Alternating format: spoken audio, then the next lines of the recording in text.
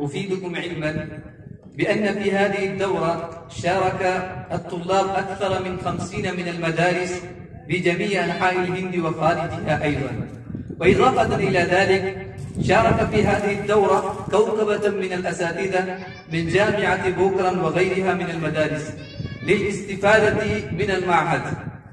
فالآن أوجه الدعوة إلى فضيلة الشيخ نور محمد الأستاذ المشارك في الدورة بجامعة بوكران، فليتفضل مشكورا.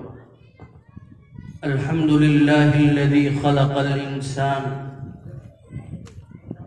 وحلاه بالنطق والبيان، والصلاة والسلام على سيد الأنبياء والرسل محمد صلى الله تعالى عليه وسلم وعلى آله وصحبه أجمعين.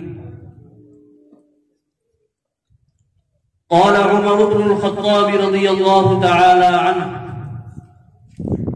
تعلموا العربية فإنها تثبت العقل ويزود المروءة.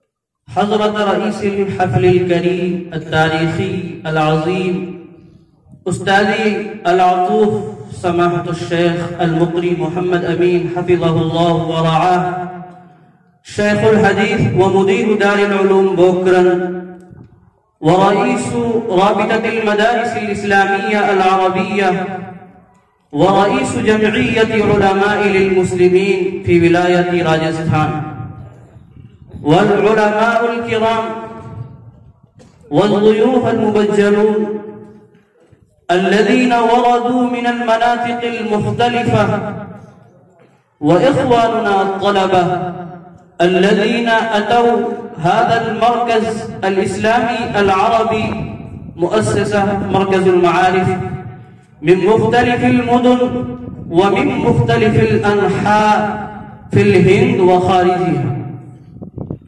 أولا وقبل كل شيء أحييكم تحية الإسلام والمسلمين، فالسلام عليكم ورحمة الله وبركاته. نشكر الله تبارك وتعالى أنه أتانا الفرصة السعيدة القيمة للمشاركة في هذه الحفلة التاريخية في رحاب مركز المعارف بمناسبة الدورة التدريبية العاشرة التابعة للمعهد الإسلامي العربي لعموم الهند، الذي يقوم بخدمات عظيمة جليلة منذ أول يوم تأسيسها لنشر اللغة العربية لا في الهند بل في مشارق الأرض ومغاربها، وانتشر صيته في العالم. هكذا أقدم كلمات الشكر والتقدير إلى جميع أعضاء المعهد الإسلامي العربي لعموم الهند، خاصة إلى الأمين العام كريم بن كريم، أخي الكبير الشيخ محمد حماد الكريمي الندوي، وأبيه المكرم محمد شرف عالم القاسمي حفظهم الله ورعاه،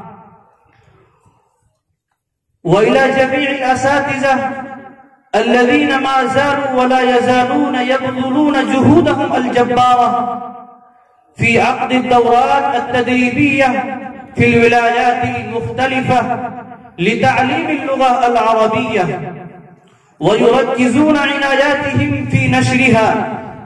أيها الحضور، ساهمنا في هذه الدورة التدريبية العاشرة، فما شاء الله وجدناها أكثر مما تمثلنا. نشاطات الدورة التدريبية ممتعة نافعة، واستفدنا كثيرا من دروس الأدباء القيمة ومحاضراتهم الثمينة وإرشاداتهم الغالية التي كانت أثمن من الذهب.